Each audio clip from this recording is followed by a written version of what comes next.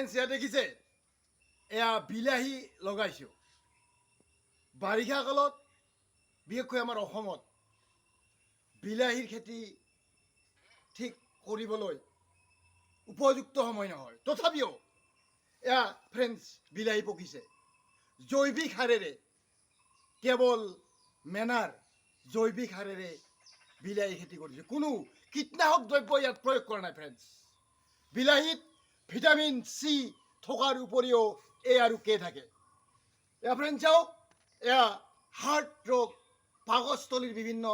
ৰোগৰ এই বিলাহীৰ ৰসে নিৰাময় কৰে এয়া ফ্ৰেণ্ডছ আকৌ চাওক এয়া স্পাইনি গাৰ্ড ভাতকেৰেলা এই ভাতকেৰেলাত ভিটামিন চি থকাৰ উপৰিও এই ভিটামিন থাকে ফ্ৰেণ্ডছ চাওক এয়া হ'ল শীতল খাদ্য এয়া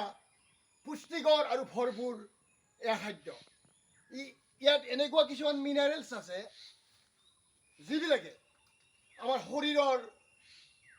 বিভিন্ন ৰোগ নিৰাময় কৰে এয়া ফ্ৰেণ্ডছ দেখিছে ভাতকেৰেলা কেৱল জৈৱিক পচন সাৰেৰে এয়া উৎপাদিত ভাতকেৰেলা ইয়াত কোনো ধৰণৰ কীটনাশক দ্ৰব্য প্ৰয়োগ কৰা নাই কাৰণ ই আমাৰ